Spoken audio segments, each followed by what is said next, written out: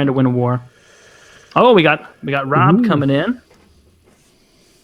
Hello. Hey, what's going on, Rob? Okay, dude. All right. All right, we're live right now, by the way. Like we're recording right now. We're mid-show, so Yeah. anything you say can and will be held against you in the court of PKA. Oh my God! All right, I'm fanboying out so bad. All right, dude, this is okay. I've been watching PKA since you guys had Call of Duty footage over the audio. Yeah, man. Jesus. OG. Yeah. So this is pretty exciting. But thanks for having me on here. I assume the microphone and everything sounds good. Yeah. You sound great. You clearly do watch PKA because you showed up with perfect audio right off the bat. Yeah, I've been watching your content for quite some time. I'm really into comics. I'm a big fan. Like the Marvel thing, I think has injected a huge number of the populace with that. But I grew up watching X-Men, Spider-Man, and all the Batman animated series, which is probably the best animated TV show ever. Maybe the X-Men. I don't know. They're really good too. But I grew up with that shit, and as a child, I was always like, man, I wish there were big time movies with budgets about these characters that I like so much. I want to see Gambit on screen. And so like now I get to live that as an adult. And so recently I started getting into your videos and I watched maybe 10, 20 hours of them or something like that. Just the really long in depth ones, but also like the 10-minute ones. It's like, how do you kill Wolverine? How do you kill, this is an Omega level mutant. This is an Omega level, this, that. And I've really dug your channel. It seems like you are incredibly knowledgeable. And my first question has got to be, how did you get all of this knowledge? How long have you been into comics, and like how did you absorb all of this? Damn. Well, yeah, dude. Thanks for being a fan, man. Like that's badass, man. Like it's just weird talking to you guys. I just want to say that. No, okay. So it's like 25 years roughly. And it's kind of funny you mentioned X-Men and Batman because that's how I got into it. Mm-hmm. My dad was a huge DC fan, and we started watching X-Men the animated series. And then, because I focus almost exclusively on the X-Men, except for one episode that shows Black Panther, then my question was like, what else is there? And so my dad tried to get me into DC by buying me a Batman comic, and I was like, nope. And so I started reading everything else from Marvel, Captain America, and then it just kind of branched out. But the X-Men have always been like my go-to, and that's the thing that I'm the most knowledgeable about. But it's literally just like 24, 25 years of just reading comics is all it is. Yeah, the X-Men are just an allegory for modern societal issues, right? You know, the X-Men That's exactly what it is. are representative of people with different racial backgrounds, different cultural backgrounds, different sexual preferences, all of that stuff, and how they are sort of pushed to the fringes of society, and they're always having to fight for equal rights in that world. It's a perfect allegory for that, and you've also got the two sides of the coin for that resistance, just like you've got sort of a Malcolm X side of civil rights, and you've got a Martin Luther King side of civil rights. You've got a Magneto and a Professor X. You know, it's perfect in that way. And so I grew up, and that was escaping me. Of course, I just thought it was cool. This guy shoots fucking energy out of his eyeballs, and this guy, I love the episodes where like Wolverine would be up north, like getting away from it all, and suddenly there's Sabretooth. He's just here. Smell him. Like I love that shit. I remember, Wolverine putting his claws to some guy's head and be like, sometimes these claws slip. All of that shit. I love that as a kid. And the theme song is the greatest theme song ever. There's an entire 30-minute YouTube video featuring the guy who wrote the theme song to X-Men, that na-na-na-na-na, and he gives like the whole backstory of how he wrote it, composed it, and put it all together. Seriously? Yeah. I need to check that out, man. I have an Infinity War question. Was that really the Hulk that lost to Thanos in the fight at the start? Okay, dude, Woody. All right, here's the thing, man. Here's the thing. Like this is what drives me nuts. So the MCU like nerfed the characters in the extreme, and from what we can tell, the only real theory I've seen is that Loki's still alive, and the idea is that from the time that Loki spawned the dagger in his hand until he died, like it was all an illusion. Because at the time, Thanos didn't have the Mind Stone, so he wouldn't be able to see whether or not it was an illusion. And so with that being the case, or even the Reality Stone, so with that being the case, like as far as I'm aware, Loki might still be floating out there somewhere, but that was the Incredible Hulk. And like that never should have happened, because there's a story called Thanos versus Hulk that was written by Jim Starlin in like, I don't know, 5 years ago or something like that. And the idea was that in the story, Thanos had made this kind of offhanded comment of, I've always avoided fighting the Incredible Hulk because of how strong he is. And like, depending on what comic you're reading, like his strength like waxes and wanes. So like if you go read like the really, really old Bill Mantlo stories, then it's like, okay, the Incredible Hulk can like do some things, but then like you read Peter David, and then you get like Devil Hulk and all these things, and then you get like Maestro Hulk, who's like the Incredible Hulk in the future, where the world was basically destroyed through like nuclear warfare. He goes crazy because of all the nuclear energy he absorbs, and then creates dystopia, which is like this one city that he rules over with an iron fist. And then they take Hulk from the present day, send him to the future to stop Maestro, and Maestro just like crushes him and like 2 minutes flat, just like breaks his neck, and that's the end of that. But then you have like Worldbreaker Hulk, where he like stomps on the East Coast, or stomps on the ground in New York, and like shakes the whole East Coast of the United States. So like it fluctuates. But under normal circumstances like that never should have happened. But yeah, like I guess his thing is kind of that he can't be beaten in a fist fight. He just keeps getting angrier, keeps getting stronger, and you got to beat him some other way, magic or something. Yeah, that's exactly it. Like it really is one of those things where it's like the longer the fight goes on, the stronger he gets. That's why when people make the argument of like, can Superman beat Hulk? Like he could if Superman's more powerful than like baseline Hulk at the outset, because then the fight would be over like that. But if it goes on long enough, then Hulk will just crap all over him and just destroy him. Does that raccoon have any powers other than being able to talk? No, man, but he's badass. Smart. Dude, Rocket Raccoon, man. Rocket Raccoon. I like He's really well voice acted. That's his superpower. Bradley Cooper. That's his power, man. That is Bradley Cooper. Yeah. Yeah. Oh, I didn't notice that. He's like a raccoon with the limitless pill, is what it is. Yeah. Yeah.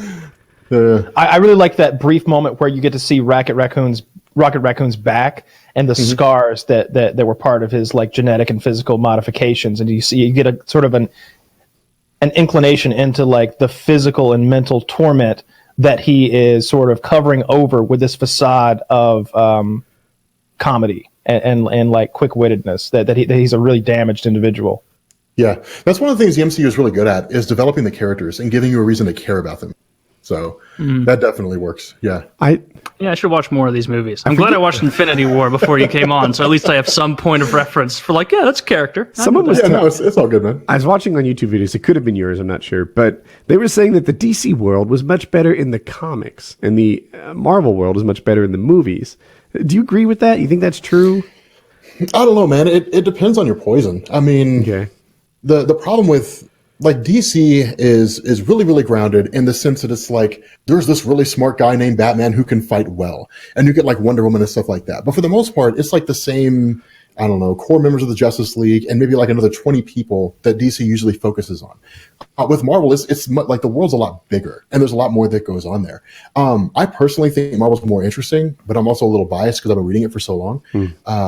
But yeah, no, I think Marvel is a lot more enjoyable because I mean it's like Kyle said, like Marvel focuses more on kind of comparing characters to like the real world, whereas DC I think still kind of maintains like that fantasy element of like Superman and Wonder Woman and Green Lantern and all that kind of stuff, still making it tangible and realistic in some ways, but definitely more like flights of fantasy. I was watching it, trying to kind of piece it together as I was going. Is the time gem or time stone, like I was wondering if you have that one, could you pause time and then go steal everybody else's stones, or would they have like defenses against that where like it kept it away? Because Doctor Strange, based on being able to like stop time and just like zap throughout the entire universe, seemingly like seemed like nobody else could touch him for power. Yeah, why don't you stop time and take the glove off? Oh yeah, see, that's what I'm saying, man. Like stuff like that is plot holes, man. Why didn't the Eagles just take the ring to the Mountain of Fire? See, that's like then we don't get a fucking cool ass movie, Taylor. And you know that. But sometimes, like I brought up last time, sometimes there are actual, real reasons for it. Where it'd be like, oh, the Eagles couldn't do it because of this, that, and the other thing. I've heard examples of that. I'm a huge Lord of the Rings fan. I don't really buy any of them. Like, none of them are that good, where it's like, well, the Eagles weren't a taxi service to be ridden around. It's like, then the Eagles are cunts because they should have saved them a lot of trouble. And they were a taxi service later in the movie. Why not earlier in the movie? Why not earlier on? Yeah. That's they true. They were biding their time, like they were riding that line, like, man, well, let's see who pulls out of this thing, and we'll side with them right at the last moment. Yeah. They were the Ireland of the Tolkien universe. Is this a World War II Ireland stays out? It absolutely is. Scumbags. Green beer drinking. Potato eating. Scumbags. Yeah, man. Did you ever see that episode of Family Guy back in the day when they had, like, it was one of those little blips they had, and it was like Ireland was like this super advanced society. Oh yeah. And they were like, we've discovered alcohol, and then like just totally destroyed it. They were like the Atlantis of the medieval world, and then they discovered alcohol. That's exactly it. Oh man. What other places are like struggle with alcohol? You know, like Ireland's so stereotypical with it, but I feel like they've been boozing for so long they've got genes to like metabolize it. Like I know Native Americans have trouble with it. I was going to say every Indian reservation in our country. Yeah, but that's because they didn't have booze, and so like now their bodies don't metabolize it as well. Like who else? Dude. Asians maybe? Like when they get that Kentucky's like Asian that. flush. Kentucky. Yeah, man. Yeah, dude. Yeah, No, I'm from Kentucky, man. Like, Where are you from in Kentucky? Lexington. I used to go I've to been Harlan there. all the Yes. time. Yeah. Oh, nice. Okay, so you weren't going too far away then. But like everywhere outside of like Lexington and Louisville is like an alcohol or a meth problem. It's insane. Oh yeah. I've been on the streets of Lexington late at night, waiting outside a strip club with like $600 in ones in my pocket with my cousin, and he's like, "Wish I brought a big-" $600 in ones in your That was pocket. going to be my question, man. Why do you have 601? Well, I was wearing Steve Irwin cargo because I'd pants. already given 400 of them to a whore. I was down a little. That's why he had 600. Duh. My fool I am. My cousin's like, "I wish I brought a bigger knife." Like we're just sitting there on the street corner, and some black guy comes riding by on the opposite end of the corner, runs right into us on a bicycle, crashes right there on the ground. He gets up like all crack-headed out, and I noticed at that point the bicycle doesn't have a seat. There's no seat on it. He's having to stand and pedal, and he's like, "Hey guys, you got any money? I just need enough to get a bed down at the shelter." And I guess like $3 to get a bed at the shelter. And I'm like, I really don't want to pull out this huge wad of money. So I'm trying to peel off 3 ones inside my pocket, and I give it to him, and he's jazzed about this $3. So he starts telling us his life story. He's like, "Yeah, I was just down the road, and they loaned me $5 to do this and that, but as collateral, they took my social security card and my bike seat." What? So I got to get back to them tomorrow to get that shit back, because it sucks not having a seat, man. He's like, I'm going to be in the X Games. I was like, "Wait, what?" Yeah, I want to be in the X Games. I got talent. I was like, "What can you do?" He's like, "You want to see a flip?" And I'm like, "Fuck yeah, I want to see a flip." We're waiting on our third buddy to get out of the strip club. He's trying to literally prostitutize a stripper in there. And he runs at the brick wall we're next to, runs up it and does a backflip and lands and goes, "Ha!" And I go, "Here's $5 more, man." That was better than anything I saw inside that strip club over there. That was fucking impressive. So yeah, they definitely have a drug and alcohol problem on the streets of that city. Oh yes, they do. Yeah, it's nuts. You get out of like a UK game, and like, dude, shit pops off. You get to like, they have this place called Tally Ho, which has like amazing food out there. The problem is that's where you go to get shot. So like when it gets to like 2:30, 3 o'clock in the morning, they have like sheriffs that stand outside that place. Yeah, and just my hang buddies out. were I'm like, scared. man. It was me and two of my gang, and they're not scared of anything. They're hoping some shit will pop off. But then we brought 2 Canadians with us, like from some good old northern boys, and they'd never seen any shit like this. They were in their rental car behind us, and their car's loaded with guns and stuff. And we're driving through these scary fucking neighborhoods. Like we're not scared, but we're concerned. Like it's rough, and we finally get parked, and they're like, where have you brought us, eh? This is pretty rough around here, eh? And like, no, this is the nice part of town. That's why we're here. We're going to be staying right there. And I point at like a burnt out factory. They're so fucking scared. They're in their car with AR-15s, like ready to fucking defend themselves against the Mujahideen or whatever. They're fucking terrified. In Kentucky? It's a rough town. Yeah, in Kentucky. I don't know. We would just see these chicks on pills walk in and be like, keeps them thin. It looked like that music video we watched before the show. Nice. What was the name of that video? Oh fuck! I don't know. Jones would it take to beat up a gorilla? Ooh, a lot. Probably like 7, 8. Right. This is almost like the how many 10-year-olds can Taylor take sort of question. No, if I get a sticker. Oh, I'm glad that we've got a pro here. All right, so I don't know if you've ever had this heard this question before, but the question is, how many children could you take in unarmed combat? They're coming at you. You're on a basketball court. They surround you 360 degrees. They're about 20 feet away. The whistle blows and they rush you. And how many 7-year-olds? And you have to keep in mind, like these are like North Korean kids. They got nothing to lose. Their parents are in the other room, gunpoint. So they're not going to back off if they're scared. No mercy. No, these 7-year-olds are motivated. Yes. How many? Yeah. Yep. How many 7-year-olds? I highly doubt a pack of wild 7-year-olds can get advantage of me, take advantage of me. I don't think you can there's unless I'm just There's drowning no in 7-year-olds. Yeah, I don't think. eventually. It's like the 80 zombie seconds, apocalypse. You see, like the Matrix 2 when he's whooping all that. That's what it'll end up. I'm still whooping them, but they just keep coming. That's what it ends up looking like. Like it's You just 7. burst out of a pile of Yeah, 7-year-olds. except they end up flying away, man. It I would feel take like you could hundreds. take a lot more if you knock one out and like grab him by the ankles and use him as some sort of swinging device Yeah, to crack. I mean- And he'll be dead in just seconds, and the others will see what happened What to if you him. pulled some intimidation tactics? Like, what if the first thing you did was grab an ankle in each hand, and ripped him apart like a wishbone, while the others looked on in horror? I think That's that's a lot harder. of effort. And Yeah, that's whichever harder to side do has than- the head, you could use as nunchucks. They're North Koreans. They're very malnourished. Okay? No, these are the ones that get the food. They're living on nothing but rice and potatoes And fear. and fear. That's all they get. And communism. Just resentment. And like and season 3 DVDs of Friends that have been airdropped in from South Korea. How am I supposed to follow if I don't know what happened to Joey in second season? Yeah, I feel like I could take a lot of 7-year-olds.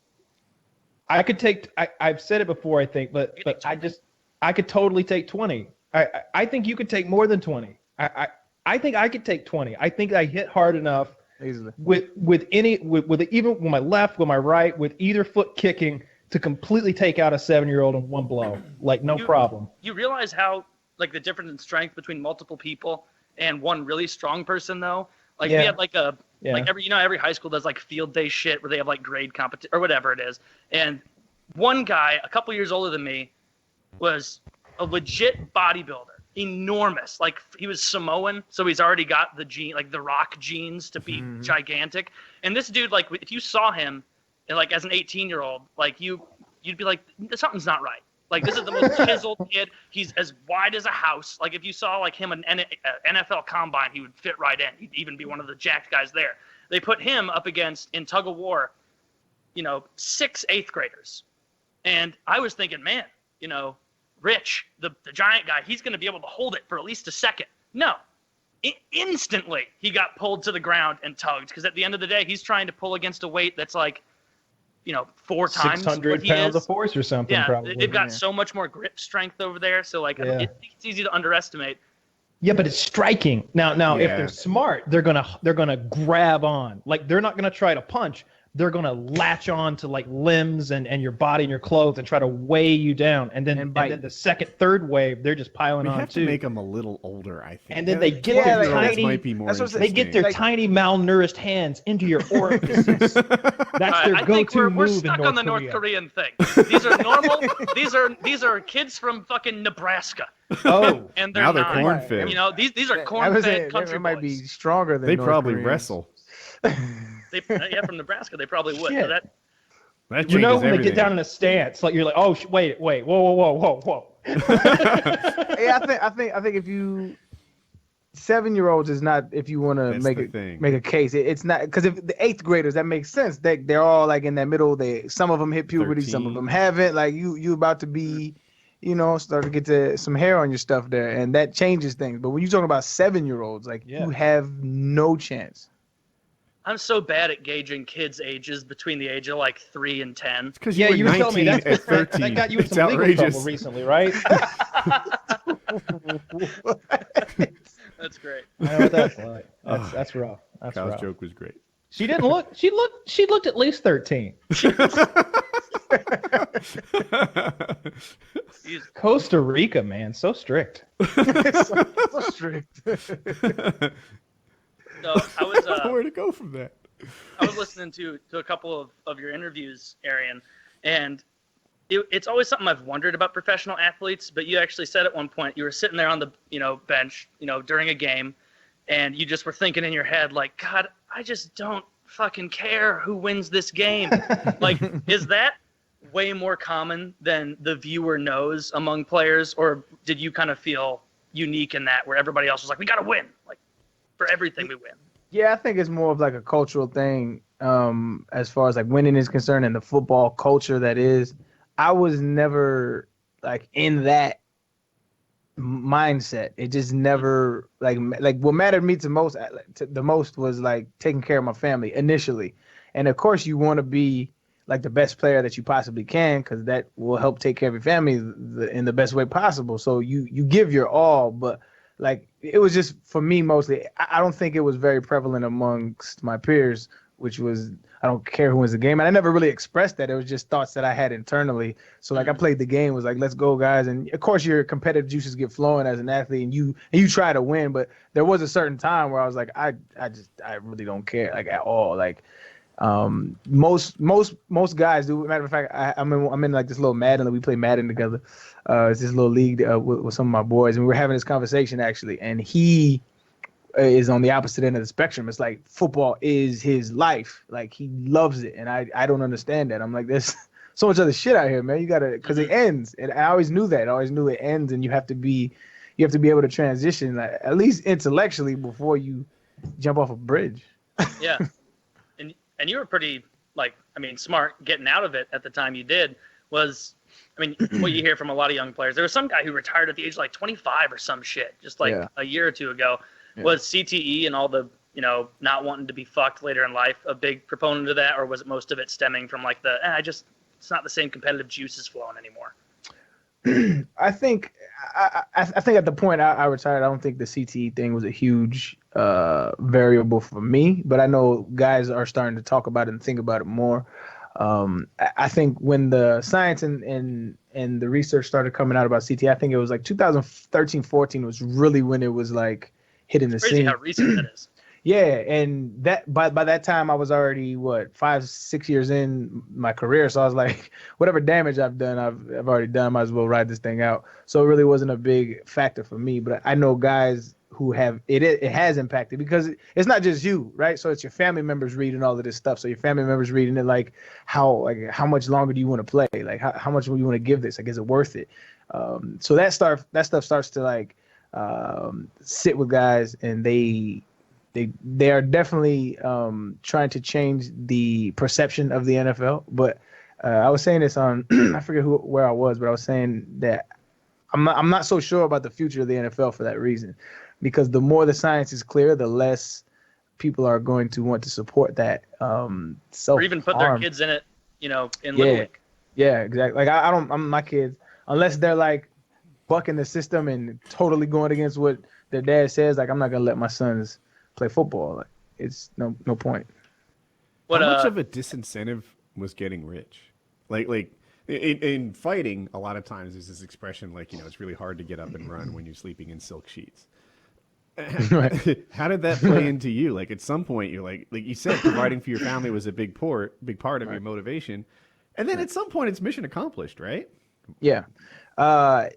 That you see that a lot with guys, and that is more of like a character trait than anything, I think. Because if you sign up to especially in a team sport, like if you sign up, like in boxing, I think it's kind of different, or fighting, I think it's kind of different. But if you sign up with a team sport, a lot of guys' paychecks, a lot of guys' well-being is predicated off of your play, right? So if I miss a block, I could fuck my quarterback up, and that could change his life, right? So so if you're signing up to as a team sport, I think you have an inherent responsibility to your team and to be in the best shape of your life. Because guys, it's not basketball. Guys can get hurt out there. So I think that's how I looked at it for me. So I have a responsibility. Although in the back of my mind, I'm like, I'm not so sure how long I want to do this. But I always gave it everything I have. But just intellectually, I knew my clock was ticking and it was just counting down. But it is harder. Like, don't get me wrong, when you have millions in your bank and you have to get up at 5:30 in the morning, sometimes you hit that snooze button a little too often. Oh, it'd be impossible not to. Yeah. Like to have in the back of your head, like, God, I could fuck off and say no to this and be pretty much set the rest of my life. You know, like it's got to be difficult to get up and actually do it. Once you have fuck you money, there's a temptation to say fuck you. Yeah. It's a fight not to say fuck you at that point. So your kids, you're not going to push them into football, which makes sense given, all the brain trauma and whatnot. I'm going to push them away from football. What are you going to push them towards as far as sports, do you think? Honestly, I want to cultivate their passions as much as possible. And you never know what that is going to be. So I don't want to push them into anything, but I definitely I want them to play sports to a certain extent because it does build a certain amount of responsibility, camaraderie, work ethic, things like that. But I don't want their lives to be centered around sports like mine was, because you miss out on a lot of. I feel like I was on Joe Rogan's podcast and I was talking about this. I feel like, and this is just me personally, I kind of sold myself short on the things that I could have accomplished at this age. And I know I'm young for life, but you're old in your sport. But for what I think and I feel like my potential is, I think that I wasted a lot. I don't want to say wasted but I wasted a lot of time playing a game that in like essence doesn't give anything back to people other than entertainment, which actually detracts from people in my opinion. So I felt like I didn't really. I have more to give than just entertaining people away from their problems 3 hours every Sunday. So what I would want to push my kids towards is education, and in those classrooms and in those halls is really where our society takes those leaps forward, like in science and social work and those kind of things push us forward as humanity. So I would love for them to find a passion in that. But at the end of the day, they're going to do what they want to do. Was it always football for you? Was that always the sport you were in and interested in? I was good at basketball too. I had a couple small offers in high school, but I was mainly focused on football. Yeah. I'm a big UFC fan, so I like, honestly, the bad press that the NFL gets with the CTE and stuff, because I feel like it's going to push some of those super athletes into my sport of choice. Yeah, and as baseball numbers, they're kind of going down. To avoid CTE. Hey, Go into yes. MMA. if you're the guy who's delivering those blows, then maybe so. I'm sure you're probably gonna get a little CTE. I mean, you're the head for a little. What's a little CTE? A little. But all right. So think about it. You play a full football season. I know they don't hit as hard in practice anymore. They don't do really full contact practice anymore. But like, every Sunday for a couple of months straight with 1 week off, you're going out there getting pounded every single Sunday or Monday, however the schedule works out. But in the UFC, twice a year you go in there and face off against some killer. It seems like a better idea. Yeah, you take your CT in smaller dosages and until you're satisfied. Also, you get to recover from it. I mean, you can't get rid of all CTE threat, or you get rid of all the fun sports. That's true. What can you play where you're not going to get, like, what, basketball and baseball? Swimming. Is that it?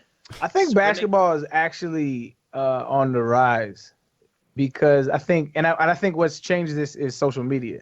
So if you look at like social media followings from each sport, it's like by far basketball has the larger numbers.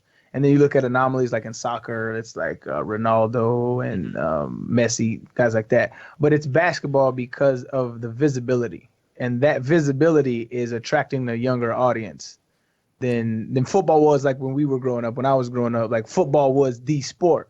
And it still is, like numbers wise, but I think you're starting to see this shift because of the visibility and the brand power that I feel like they're absolutely capitalizing on with their social media platforms. I'm not a basketball guy, but the basketball fans are the most fun. Like if you go to the NBA subreddit, they're always like, they've got these backgrounds and these stories and they're posting the clips like live as they happen. There was a fight recently. It was right there. They're all laying out, who's right and who's wrong. Even as a guy who barely follows it, the social media helps you follow the NBA. 100%. They do a good job. It boils down to like 3 teams every year, though, right? So I know also you have been involved, or maybe, I don't know how long, in sex work and pornography. Yeah. How did that start? I guess what was your family's response to it? Because I know you have a conservative family. Yeah. Ghana. So how'd that begin? I think that started because pretty much my entire life, I was like this serious, academically driven, smart guy who, got good grades, did volunteer work, was president of lots of clubs and activities. And I was like the number one valedictorian style type of dude. And it's like, that was all I was, just the hard worker, the intellectual guy, and it's like I didn't want that to be the only interesting thing about me. So I guess I pulled like a 180 and like just put the academic stuff behind and just drove into like full like physical activities, sex work, to like kind of like have myself do something different from just book learning for like I've been doing my whole fucking life. Mm-hmm. And how long ago did you start that? So you were valedictorian? Oh, I was the male valedictorian of Essex County College, where I got my associates in accounting, and I was one of the top students at Rutgers University, with lots of scholarships and honors and awards I won during my time there. Accounting is fucking badass. What degrees do you have? I have an associate's degree in accounting, a bachelor's degree in applied mathematics and economics with a minor in business administration, a master's degree in data science, and 30 credits of math education from Teachers College, Columbia University. Damn. Okay. Yeah, he's a bright guy. What was a super funny moment about your data science is one of the other contestants was doing that thing where they try and pump up their own job. And it was this girl, I think the second place girl, Binks. She said like what she was doing was what it seemed to be was like data entry. But she said like in front of Burt, you know, who was asking like, what do you do? She's like, oh, I do like data science. And without missing a beat, Burt is like, awesome. I have my master's in data science. What do you do? Like, tell me about it. I'm interested. And she like couldn't answer anything at all because she wasn't doing data science. Yeah. I thought maybe I misheard. I thought she said data science, but I guess she was saying data entry, but I guess you confirmed that she was saying data science. Yeah, she was trying to big league it, and then you slapped her back down. That was entertaining. That's what the whole TTS thing's so weird, because I know data science and I know, so therefore I know AI, and I've used AI like ChatGPT and several other platforms. So the TTS response, I was trying to figure out what methodology was it using to compute its responses. Where's it getting its information from? That's what I kept asking so many questions, trying to wonder like how does it work, because there was no instruction manual to what I thought was the AI, and I was trying to figure it out because I never seen or heard anything like this before. So I just was really fascinated by it. I guess that's why it was somewhat strangely addicting talking to the TTS, because I was trying to figure out how it worked, and then revealed it's just the audience fucking with us. I was like, oh, fuck me. Did you work in data science or just education? I got my master's in data science. I did like a brief internship, but I never actually like worked a full blown job in data science. It was one of those things where like I wanted to get a master's degree, and data science was like the thing to get, like the hot new career at the time. And I chose it because also I like statistics and computer programming, so it was like a nice little mixture of both. Oh, that's cool. My friend works in data science and makes like $450 a year. Like, it's really lucrative. Yeah. So how many years ago did you first explore the porn thing? I believe it was, I did some like, I think some like videos, I think in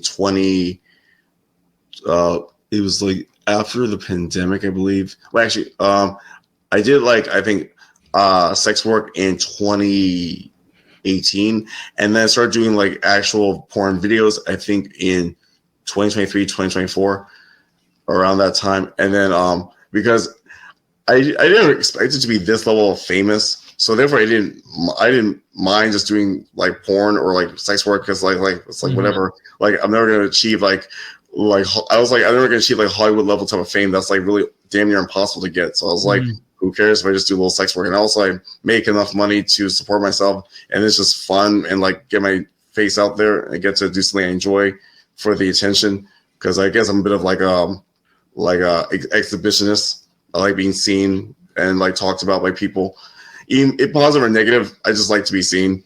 Because you did sex work. You did it off camera too.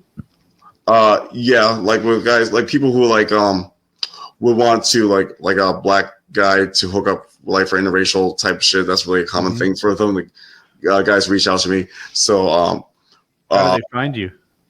Through I think I had profiles on Rentman. Rentman? Yeah. Okay. Something called Mint Boys. What was the other one called? Mint Boys. Mint Boys and Rentman. Okay. Write this down, Woody. Yeah. I got it. Are those in the S&P? Those are big companies, right? Yeah. Well, that's so funny. And now you're done with that now, right? You're calling it quits. Yeah, I've decided to put a close to that. Now that I've realized the audience I have and the potential I can make in terms of like engagement, popularity, appearances, meet and greets, writing my novels, and content creation, streaming. Like I realize I have like so much potential to really get myself out there, increase my popularity even further, generate far more income that I could possibly generate from doing all the other avenues I was doing. So I think I'm going to go into full force. I guess the only hiccup is that the firefighter training I was doing, I think I may have to possibly reconsider it or like put it into it, because I feel like, I mean, I was already at a lower probability to be a firefighter to begin with, since I was at the maximum age to be a firefighter in Jersey, which is 35, and then I turned 36 in the famous house. So I feel like I'll probably finish up my volunteer work for the rest of the year as of 2024, and then possibly call in my resignation to go full force with the content creation, streaming, merchandising, meet and greets, appearances, and basically like make a full-blown brand for myself as Burt Bronx. Yeah. Which, by the way, excellent move, making a new Twitter, because while I was on the show, or while I was watching the show, you know, sometimes you'll try and find like people's Twitter accounts, like the different contestants, and see what kind of makes them tick. Now, yours was not hard to find, and it immediately confirmed everything you said about having sex on camera. Yeah. Because it's all over. It's just the whole, like, I remember doing a half-page scroll down. I'm like, okay, I got a feel there. So good job. Congrats on quitting that. Definitely for the best if you're looking to make forays into like non-sexual streaming content. Yeah. For the Mensa thing, when did you join and kind of realize like, all right, I'm really fucking smart. Let's see how smart I am. When I was in college, Rutgers, I saw that there was like a scholarship for people who were in Mensa. And I was like, interesting. I wonder if I could apply for a scholarship. Then I researched it, said you had to be a member of Mensa. And to qualify for Mensa, you have to take a psychologist-administered IQ test and have the results sent directly from the psychologist to Mensa. So I was like, okay. So I like researched psychologist near me in Jersey that could do the official IQ test, and reached out, found one, set an appointment, and then we did the evaluation where he would administer the test. Like he would like ask me, it was like him like verbally ask me questions and I would respond verbally. Or sometimes there were like things where it's like I have to like match something from like I think a picture book or something, where like a pattern, like this is a pattern. What's the next pattern? This one I'll like choose between A, B, C, D, or E. So and then it was like kind of like a time thing, I think. Mm-hmm. And also like I think there was like memorizing like a sequence of numbers and repeating it back. So like I didn't remember the full blown IQ test details because it was like 10 years ago. I was 26 at the time. But then I apparently scored really high to like I think almost perfect on each one, where the IQ was computed to 160. Well, is an estimated IQ of 160, which may or may not be 1% accurate. I think over time, as I'm in my years, I'm 36 now, probably I'm probably not as smart as I was back at Rutgers. You know, when my brain was at full maximum power. So I think my brain level has degraded over time, possibly due to like supplements, medications, and stuff, and also like not being actively doing academic work in the last several years. Mm-hmm. So there's like it just I guess like when I took the polygraph thing, it said that my IQ was not 160. I thought maybe it was like a self-esteem issue I was having, because I felt like I was kind of like not as smart as I used to be, especially compared to like everyone else in the house who have more knowledge of reality shows than I did. And I was just going blind trying to figure out how this show works with absolutely no access to the internet whatsoever. Mm-hmm. Yeah, well, that's cool, being a member of Mensa. I saw you were Mr. Mensa 2017. Yeah. Did they just pick the most jacked guy in Mensa and then give him that? It was like a beauty pageant sort of thing, whereas like we went through like a series of challenges, and I guess I scored the highest collectively in challenges, and it crowned me Mr. Mensa 2017. It was my first time attending a Mensa conference, so it was nice to be the king of Mensa for that time.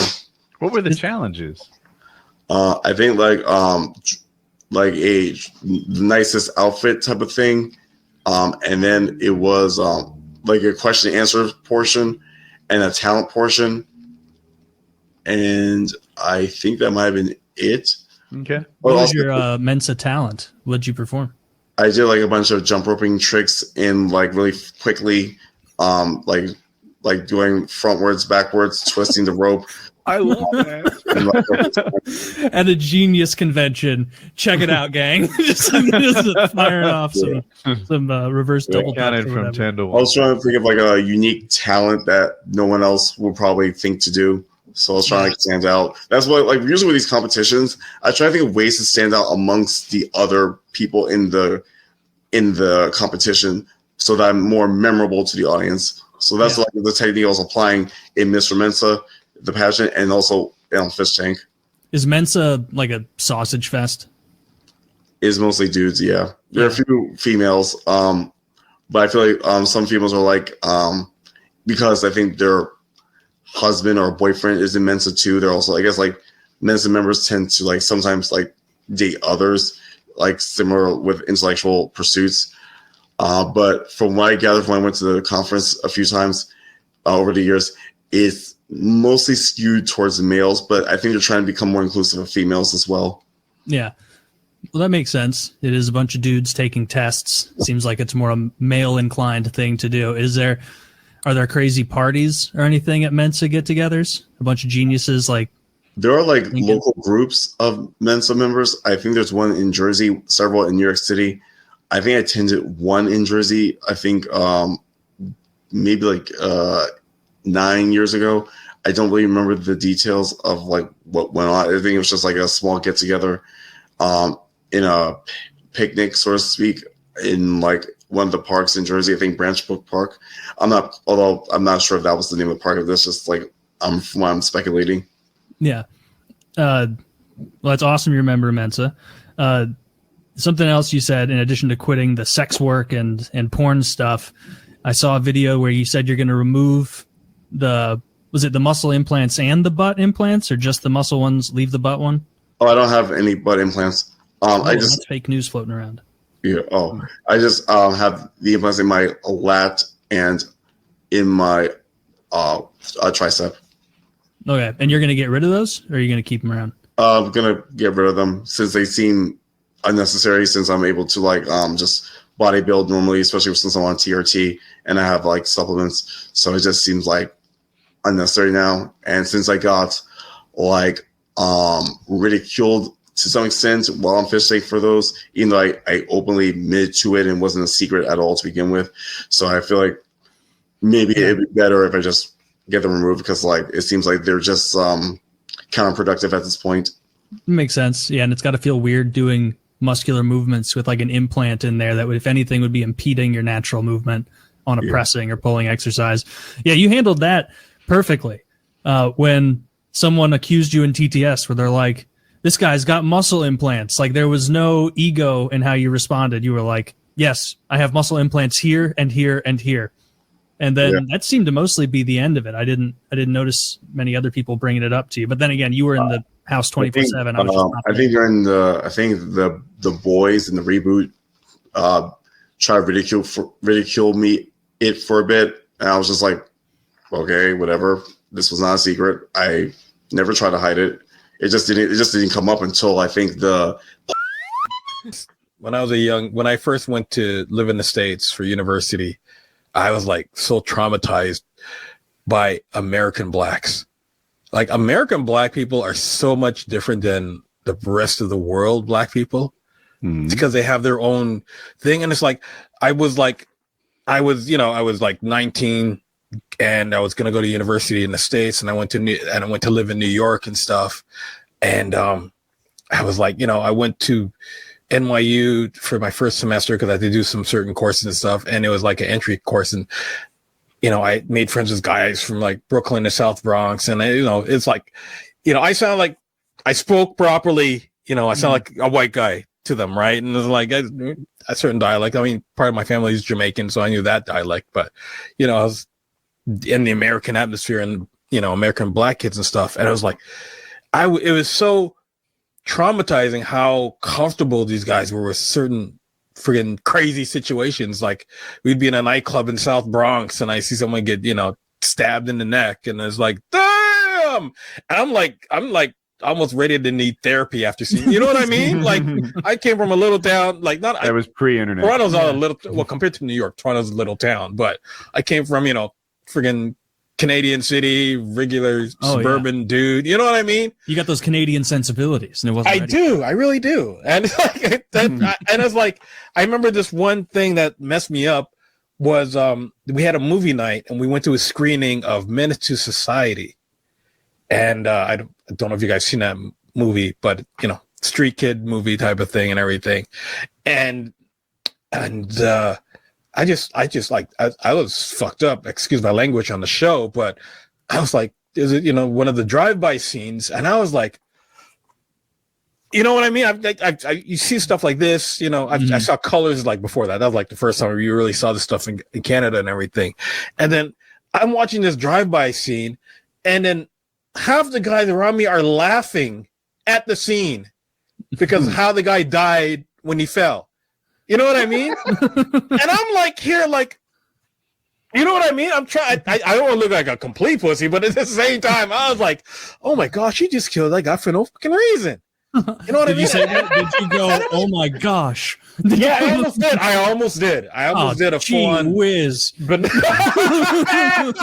golly willikers, this is goodness gracious. It's bad enough I don't curse. You know what I mean? It's like, damn. But it was like, and these guys were like just so accustomed to seeing stuff like that.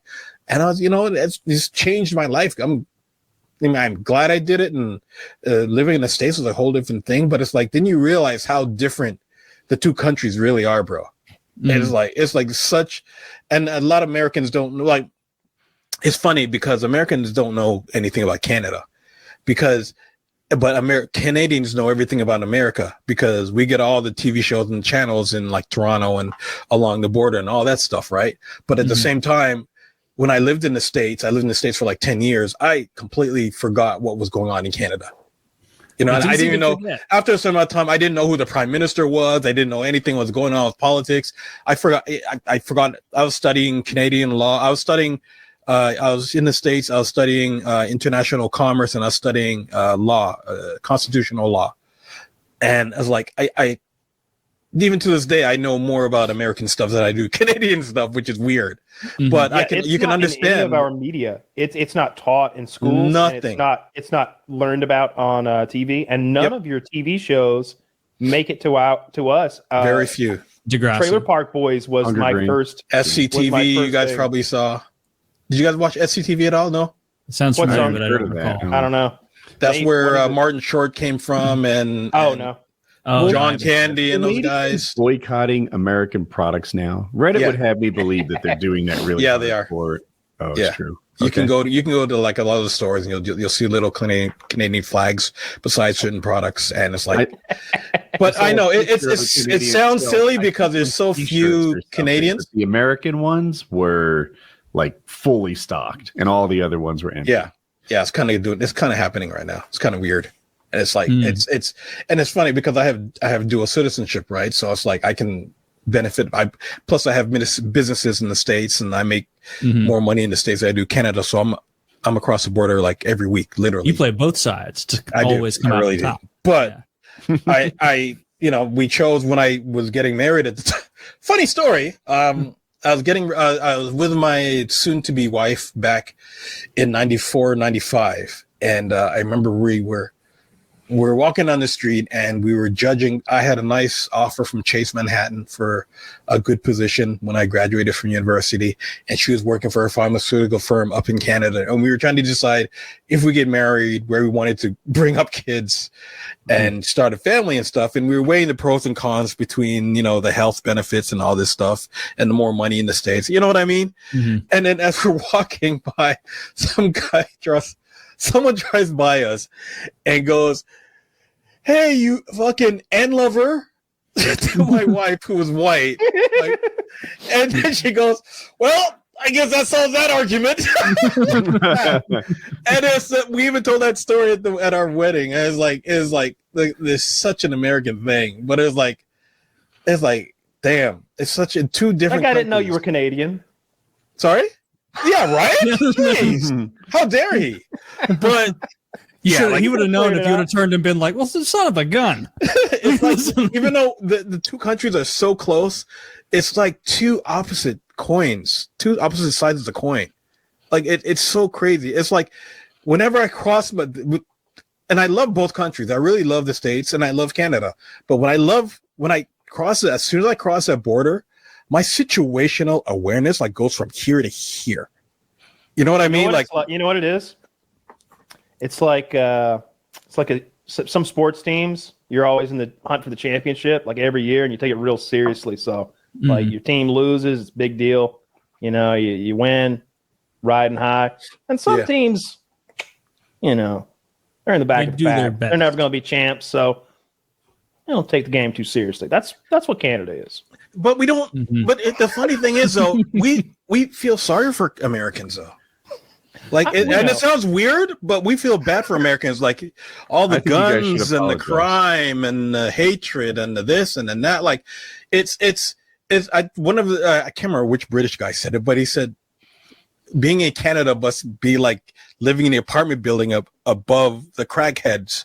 You know what I mean? And that sounds evil and mean, but it's like it's like when we're here, it's like you watch American politics like it's the Jerry Springer show. Yeah, we do that because it's so much more civilized up here. If it makes any sense, you know what I mean? Like every Canadian I know, like you ask them anything about Canadian politics, which doesn't get brought up much because no one really cares. But they'll be like, so what's your guys' system? Is there like term limits? Do you got a prime minister? What else is? And they're like, oh, no, not a clue. No idea. I know how you guys' system works because that's the, you know, that's kind of we see it so much. It's on every TV show. I'll tell you about the House of Burgesses. They'll come up with some, they'll come up with some third grade civics shit, social studies shit on you. It's so prominent. But it's not. It doesn't go both ways. Same with Mexico, though. You know, it's not like Mexico's exporting their culture very well outside of tacos. You know, I have no idea how their politics works, but apparently, before their most recent presidential election, didn't like literally dozens of people get assassinated going for different positions? Like it was no idea. It was a crazy amount of at this point. It's propaganda. So I have no idea. Yeah, I don't even know. I love our politics. I love the way it is. I like that you don't have to be some uptight, hoity-toity kind of buttoned-up kind of guy to get into politics. I like that we've got like race car drivers in politics too. Like, you know what I mean? Like, Arnold Schwarzenegger was a freaking governor, right? So, governor? This is from recent.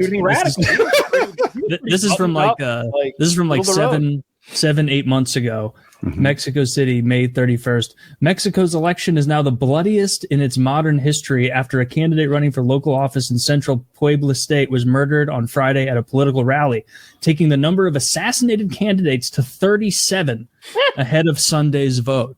Those are rookie numbers. You got to pump up those numbers. It seems like they're the Yankees of this, Woody. I don't think you're giving them enough credit. They're loving us. Yeah, but and again, up here we see you guys like one level above Mexico. You know what I mean? Like, and it sounds crazy to you, but it's like, you know, I used to DJ in a club in New York and stuff like that, and people are like, oh, like I'll come home and they're like, wow, you're still alive type of scenario. You know what I mean? It's like it's like the Wild West outside. America rules. Where is that? When did you DJ in New York? I DJ'd in Red Zone in New York in the September mid 90s. 2001. That's so cool. I used to go to New York to dance. Dope.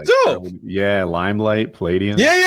Oh, wow. You must. So you know, like the tunnel and all that stuff. Then, like, I mean, I'm no. Limelight was crazy back in the day. I felt like So just to get in, you had to be like X level of cool, and then to get in like the VIP places, you had to be like that much cooler. Like Club 54 stuff. One time I was they ever let me into the better place. There's like couches there. The signs are no lips below the hips, and it wasn't being obeyed.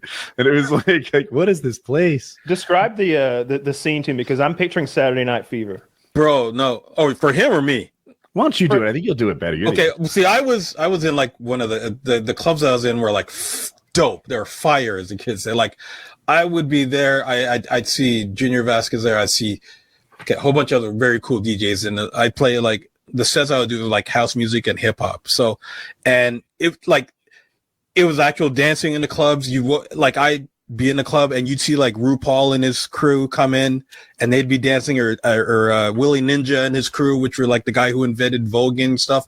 But then you'd also have like the hardcore hip hop heads, the guys who used to dance in like the Mariah Carey videos, and the guy, the breakers and all that stuff. Like and like you get to the club at 1 a.m. and leave at 6 a.m. and it was like an amazing scene. And you'd see like different guys from hip hop groups come in, and different artists and movie actors and stuff like that. It was one of the best times of my life. Like it was one of the places I went to. I think it was a gigantic cathedral converted into a dance club of debauchery.